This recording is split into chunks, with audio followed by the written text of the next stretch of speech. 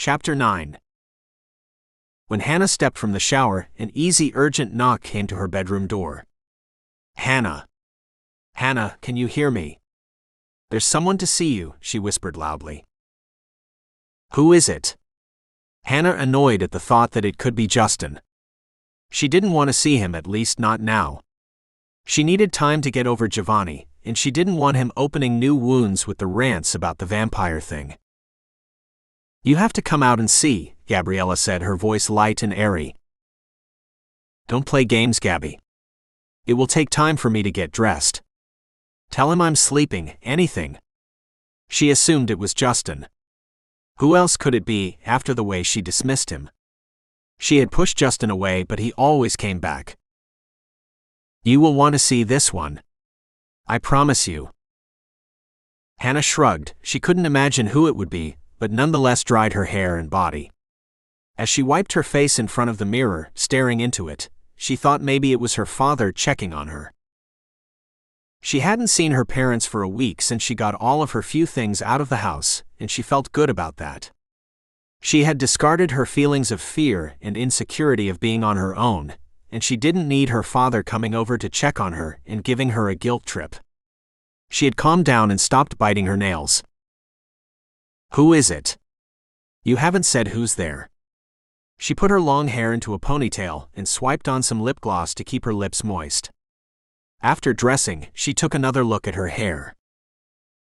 Reaching for a comb and brush, she pulled a swath of long blonde reddish ponytail and game up. A new look is what she needed, she thought. Maybe Jovani would like her if she cut her hair. She toyed with the idea. Her hair was too much trouble, and she liked convenience. She didn't have time to waste, and it was a waste of her precious time to constantly care for a thick mane of curly hair. Who is it? Gabriella. I'm busy.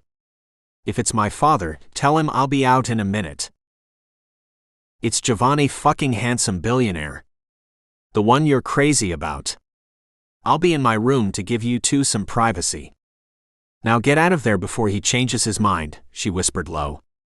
But Jovani heard every word. Gabriella sauntered into the living area, where Jovani sat patiently waiting. She'll be out in a second, she said to him. Hannah looked in the mirror and took a large breath in. Shaking her hands, she tried to relieve the nervous feeling that knotted her stomach. She wasn't ready to see him again. She wanted to meet him under different circumstances. She wanted the air of sophistication about her, and she wanted to look gorgeous where he would be sorry he discharged her, because another woman demanded his attention and time. I look terrible. What am I going to wear? She murmured. She searched through her closet, and all she could come up with was another pair of torn jeans and a white sweatshirt which had paint from art class. There goes her air of sophistication. I should have washed something. Well, it's too late. He should tell people when he decides to visit without an invitation. I can only be who I am. No need trying to be someone else. Finally, she realized what her mother had been telling her. It takes years to act like a woman in charge, and she just didn't have enough experience or time. Where had she traveled? Nowhere. Only in books. What men had she met? Only this one, and Justin, and both of them had a sense of sophistication and maturity, which she lacked. After combing her long hair once more, and promising herself a haircut when she could afford it, which would be never, she strode to the door, shaking her hands at her side, and taking a long breath, she mumbled to herself, what if I don't go out there? He would get the message after what he put me through. He never called or texted. Jovani wasn't used to waiting. He hadn't sat in a parlor, visiting a woman with her parents eyeing him to make sure he would make a suitable husband in 100 years. It had been that long or more since he brought flowers to a young woman. He placed the flowers down on the table because he looked foolish holding them. Now all he needed was a button-up Viceroy shirt and a plaid suit and a box of candy, and he would look like someone out of an old period piece movie. He had been the handsome star of one of those old movies. The silent ones. He had lived that life long ago. At that time he was a young man. He had been turned on his 25th birthday and thought he had been in love with Sasha when he first met her and changed her to become his bride. The bride of a vampire. But how could that work out? It didn't. She was as cold and heartless as the day he turned her. Only he didn't know it then. When he changed her, he thought he had wronged her, and he became devoted in every way. Whatever she asked of him, he did. Whatever she desired, he gave. When she discovered that he was indeed a vampire, she begged him to turn her so she could remain forever beautiful and forever his, and he yielded to her.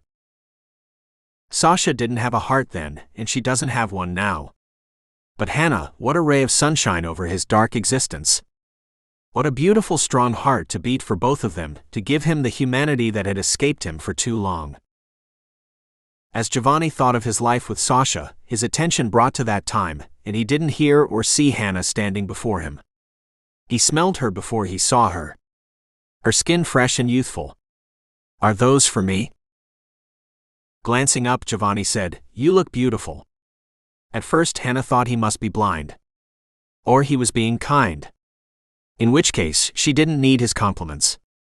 But then she looked away from the roses. He gathered them and stood in front of her. "Yes, these are for you." "Where did you find those?" "They're beautiful." "Not as beautiful as you." "There will never be another as beautiful." She didn't know how to take that, nor was she prepared to handle the compliment. "Why are you here?"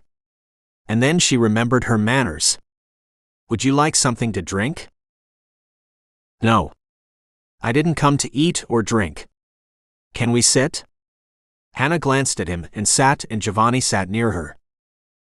He took her hand, and she felt the coldness of it, and suddenly she was reminded of what Justin had said. When she read history and fiction, she read about vampires, and it was something about them being cold and not having a reflection, but there he was sitting near her across from the large mirror over the fireplace. And she could see his face and how handsome a man he was. Too handsome. His features strong and sensual. His face and smile could domesticate a lion. "I came here to ask you to marry me." "You must be kidding. How is that possible? We know nothing about each other. I don't understand how that can be. You have your choice of any woman, and why me? When you had to decide who to see, you took that woman who came to your apartment and sent me home." Hannah's jealousy spilled out. Jovani enjoyed seeing her angry and jealous. That meant he had a chance with her. "Because I don't want any women. I want you. I knew you were the one when I first saw you in that alley." "That doesn't make sense. I lay there beaten and unconscious, and not to mention vomit in and on my mouth." "When you fall in love, you don't see all those things. I guess that's why they say love is blind," he said, turning to Hannah with a heart-stopping smile. "When Justin said I was a vampire, did you listen?" "No. You agreed to have dinner with me because you feel the same about me as I feel about you.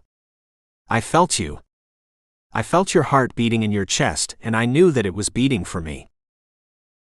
Hannah slanted her head to the side, thinking, "This can't happen. This doesn't happen to women like her. He's a prince and she's a commoner, and here he is asking her to marry him." Her nervousness took over and she didn't know what to do next, so she reached for the roses. "I'll put these in a vase. I want to keep them for as long as possible. They will last their lifetime since they have been cut, and I'm sad to say that will be maybe a week. 2 weeks at the most." His voice faded. "That is enough for me. And I will keep them when they die and wither. I like dead things. Especially flowers," she said offhand, staring into his eyes as if she knew something about him. "Will you marry me?" Jovani said. Hannah opened her eyes wide, then narrowed them, furrowing her brow. "I can't give you an answer like that now. It's too soon." Her voice full with disbelief.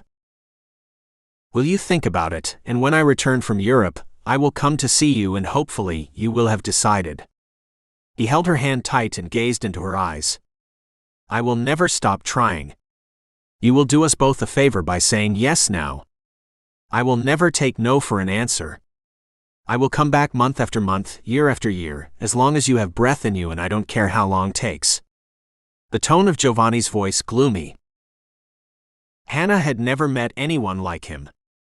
Why her, she thought, when he could have any one woman in the world? What made her so special when before she had been ordinary? Ordinary in everything. When she wanted to be noticed by the most handsome boys in school, they seemed to never see her as being special. Not until now. Now she's being proposed to by the richest man in all of Manhattan, and probably the world.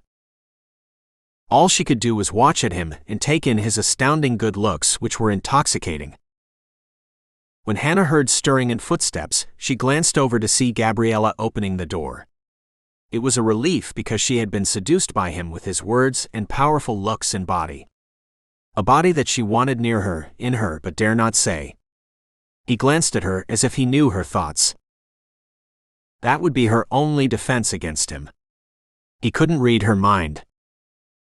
Thought I'd get something out of the pantry. A night snack. It's great to discover that you're behaving yourself, Jovani. He glanced up, shooting Gabriella a faint, closed smile. I promised Hannah's mother I would look after her. As Gabriella trotted off, a small dog raced behind her. He stopped and growled at Jovani. Jovani reached for him by his mane and brought him up to his face and looked him in the eyes, and then placed him on the floor, and he took off whimpering under a table. He thinks he's in charge. You have to show him who the master is, Jovani said with little expression on his face. Well, I guess you just did that, Gabriella said. He needs to go to obedience school. I've been putting that off. I like that he takes charge around here. And Gabriella smiled and rushed into the closed kitchen to make herself a snack. When the little dog realized that he wasn't in danger, he came from under the table and scurried in the direction of the kitchen, scratched on the door, and Gabriella let him in.